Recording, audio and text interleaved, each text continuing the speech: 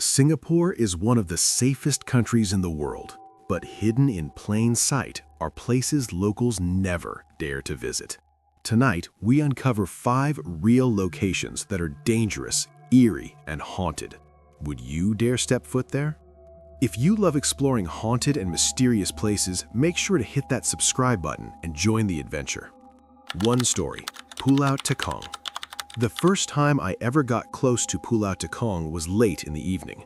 I remember standing near the coast on mainland Singapore, looking across the water. The island wasn't very far away, but it felt strangely distant, like a place that didn't want visitors. Everyone I talked to about Tekong said the same thing. It's a military training island. Recruits go there for basic training, and most civilians never step foot on it. But the thing people rarely talk about openly is how unsettling the place can feel after dark. A friend of mine had done his military training there years earlier. One night while we were having coffee, he started telling me about something that happened during his first week on the island. He said the jungle there is thicker than people expect. Once the sun sets, the entire island becomes extremely quiet. The only sounds you hear are insects, distant waves, and sometimes branches moving in the wind. During one night exercise, his group had to patrol a trail through the forest. They were moving slowly, trying not to make noise. It was around midnight, and the air felt heavy and humid. At first, everything was normal, just the usual sounds of the jungle. Then, one of the recruits suddenly stopped walking. My friend said he looked ahead and saw something strange near the edge of the trail. At first, he thought it was just a shadow between the trees. But the longer he stared, the more it looked like someone standing there. The strange part was that no one was supposed to be in that section of the forest. The figure didn't move. It just stood there, partly hidden in the darkness. Another recruit whispered that maybe it was another training group, but the instructors had already told them they were the only team in that area. For a moment, nobody spoke. Then, the wind shifted and the leaves moved slightly. When my friend looked again, the figure was gone. Not walking away, not running, just gone. They searched the area with their flashlights but found nothing. No footprints, no movement in the trees, only the same quiet jungle. Later that night, when they returned to the camp, one of the older soldiers overheard them talking about it. Instead of laughing, he simply said something that made everyone uncomfortable. He told them that Tekong used to have villages long before it became a military island. Some parts of the forest were once old settlement areas that had been abandoned decades ago. Sometimes, he said quietly, people on night patrol see things in the jungle they can't explain. When my friend finished telling me the story, he laughed a little and said maybe it was just exhaustion from training. But I remembered the way he paused before saying that, and the way he looked toward the dark water where Pulau Tekong sat silently in the distance. 2 story. Sisters Islands Marine Park. The first time I went near Sisters Islands Marine Park, it didn't feel like a scary place at all. It looked peaceful. Clear blue water, quiet beaches, and hardly any people around. That was exactly why I wanted to visit it. I had heard that the islands were protected and that the marine life there was some of the most beautiful in Singapore. I remember arriving early in the morning on a small boat with a few other visitors. The guide told us this area was famous for coral reefs and rare sea creatures. He also warned us about the strong currents around the islands. At the time, it sounded like a normal safety warning, nothing unusual. But later that day, something happened that I still think about. As the afternoon went on, the sky slowly turned gray. The sea became rougher than it had been in the morning. I decided to walk a little further along the rocky shore while the others stayed near the main beach. The place became quieter the further I walked. Soon I could barely hear the other people anymore, only the sound of waves hitting the rocks and the wind moving through the trees behind me. I stood there watching the water when I noticed something strange. For a second, it looked like someone was swimming not very far from the rocks, just a dark shape moving slowly in the water. At first, I thought it might be another visitor snorkeling, but something felt wrong. The water there was deeper and the current was strong. The guide had clearly told us not to go that far. The shape moved again. It looked like a person's head rising slightly above the surface, then disappearing again. My first thought was that someone might be in trouble. I walked closer to the edge of the rocks, trying to see better. The waves kept rising and falling, making it difficult to focus on anything in the water. Then suddenly the shape appeared again, but this time it didn't move like a swimmer. It was just there, drifting with the waves.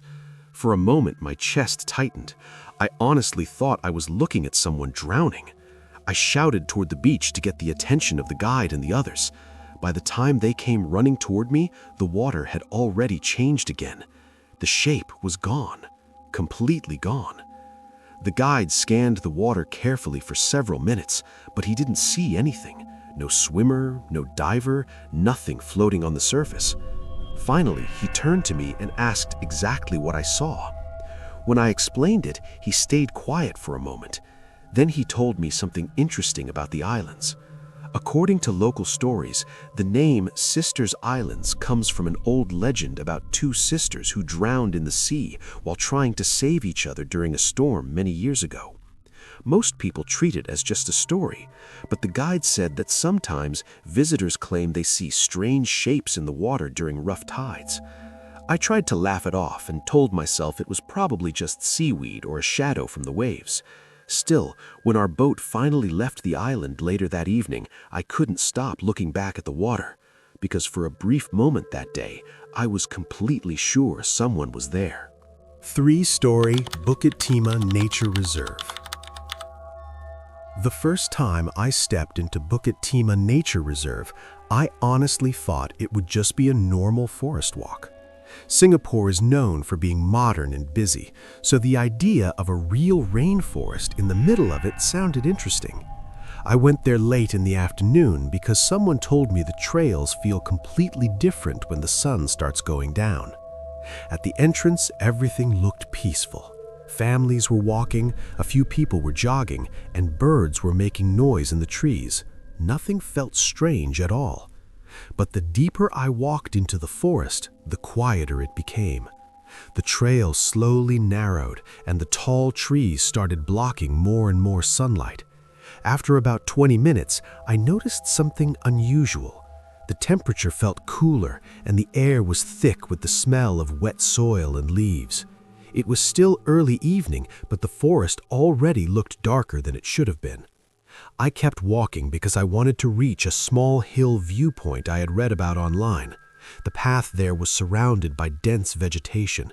At one point, I realized I hadn't seen another person for several minutes, only insects, and the sound of leaves moving somewhere in the trees. I stopped for a moment to listen. That's when I heard something behind me.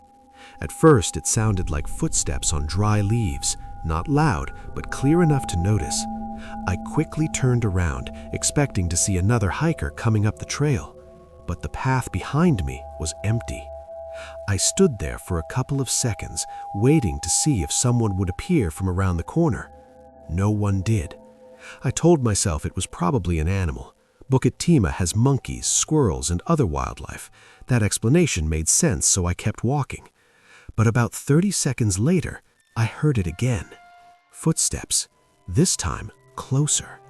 I stopped again and turned around quickly. Nothing. The trail was still completely empty. I remember feeling a strange tension in my chest. The forest had suddenly become very quiet. Even the insects seemed to pause for a moment. I started walking faster, trying to reach the main path again. Then something happened that I still cannot explain. From the corner of my eye, I saw movement between the trees to my left. It looked like a tall shadow passing behind a tree trunk. Not an animal, too tall for that. I stopped immediately and looked directly at the spot where I saw it. There was nothing there, just trees and thick green plants. I stayed still for almost a minute, listening carefully. The wind moved the leaves slightly, but there were no footsteps anymore. Eventually, I reached the main trail where other visitors were walking again. The normal sounds of people talking made the place feel less tense. Later, when I mentioned the experience to a local guide, he gave a small smile and said something interesting. He told me that Bukit Timah is one of the oldest forests in Singapore, and long before the city grew around it, the jungle there was known for strange encounters reported by hikers. He didn't say ghosts, he just said some people feel like they're not alone in certain parts of the forest. When I left the reserve that evening, the city lights of Singapore were already visible in the distance, but the deeper parts of Bukit Timah behind me were already completely dark. 4-story, Pulau Ubin. The first time I went to Pulau Ubin, I honestly thought it would just be a quiet island trip. People in Singapore often describe it as a place where time feels frozen. No big buildings, very few cars, and old village paths that still look the way they did decades ago. That was exactly why I wanted to see it. I reached the island in the afternoon by a small wooden boat. The moment I stepped onto the jetty, the atmosphere felt different from the city. Everything was slower. The air smelled like seawater and wet wood, and the sound of bicycles moving along dirt roads echoed through the trees. At first, the place felt peaceful. I rented a bicycle and started exploring some of the narrow trails. There were small houses, old abandoned structures, and long, quiet roads surrounded by thick vegetation. It almost felt like walking inside an old memory. But things changed when the sun started going down. Most visitors had already left the island by the late evening boat. The paths became quieter with every passing minute. I was still riding my bicycle slowly along one of the forest roads when I noticed how empty everything had become. No voices, no bicycles, just the sound of insects and the wind moving through the trees. I decided to turn back toward the jetty area where a few small shops were still open. The path I was on passed by a cluster of old wooden houses. Some of them looked abandoned. That's when something strange caught my attention. One of the houses had a faint light inside. It was unusual because the rest of the buildings in that area looked completely empty. The windows were dusty and the wooden walls were dark from age. As I slowed my bicycle, I noticed movement behind the window. For a second, it looked like someone standing inside the house. I remember stopping my bicycle completely and staring at the window. The light flickered slightly, and the shape moved again. My first thought was that someone might still live there, but the house looked far too damaged and quiet for that. I called out softly, asking if anyone was inside. No answer. The wind moved through the trees, making the wooden walls creak slightly. The light inside the house dimmed for a moment, then returned. I stood there for another 30 seconds before deciding to leave. Something about the place made me uncomfortable, even though I couldn't explain why. When I finally reached the small food stall near the jetty, I mentioned the house to the older man running the shop. He looked at me with mild curiosity and asked where exactly I saw it. After I described the location, he shook his head slowly. He told me that most of the old houses in that area had been empty for many years after the villagers moved away. "There shouldn't be any lights there," he said quietly. I tried to laugh and suggested maybe someone was visiting the building, but the man simply shrugged. Later that night, when the last boat left Pulau Ubin, I looked back toward the dark island behind us. From the distance, everything looked completely black. No lights at all. 5-story, Changi Beach. The night I visited Changi Beach, I wasn't looking for anything strange. I had simply gone there because someone told me it was one of the quietest places in Singapore after dark. During the day, it's a normal beach with people cycling and families having picnics, but at night, the place feels completely different. I arrived a little after 10 p.m. The parking area was almost empty, and the only sounds I could hear were the waves and the wind moving through the trees. The beach stretched out in front of me, long and dark, with only a few distant lights from ships sitting far out in the sea. At first, it actually felt peaceful. I started walking slowly along the shoreline. The sand was cool under my shoes, and the water kept rolling in quietly with each wave. After about 10 minutes of walking, I realized something unusual. I hadn't seen a single person. No joggers, no cyclists, no fishermen, just me and the sound of the ocean. I sat down on a wooden bench facing the water and checked my phone for a moment. That's when I remembered something someone had mentioned earlier about Changi Beach. During Suk Ching massacre in World War II, this area was one of the places where executions happened during the Japanese occupation. I tried not to think too much about it. Still, once that thought entered my mind, the place started feeling heavier somehow. A few minutes later, I noticed something out on the beach. At first, I thought it was just a person walking near the waterline, a dark shape moving slowly from left to right. But something about the movement looked strange. The figure didn't seem to walk normally. It almost looked like it was drifting along the sand. I stood up from the bench and focused my eyes on the spot. The shape stopped. For a moment, it looked like someone standing still, facing the ocean. The distance was too far to see clearly, but I was certain someone was there. I raised my phone's flashlight and pointed it toward the beach. The light barely reached halfway across the sand. And in that exact moment, the shape disappeared. Not slowly, just gone. I walked a few steps forward, scanning the shoreline carefully. There were no footprints in the sand ahead of me, no movement, nothing. Only waves washing onto the shore. A strange feeling ran through me then. It wasn't panic exactly, but the strong sense that I shouldn't stay there any longer. As I walked back toward the parking area, the trees behind the beach rustled slightly in the wind. For a second, I thought I heard something that sounded almost like distant voices. But when I stopped to listen, there was only silence again. I drove away from Changi Beach a few minutes later, telling myself it was probably just shadows and imagination. Still, one thing stayed in my mind the entire way home. For those few seconds on that dark shoreline, I was completely certain I was not alone.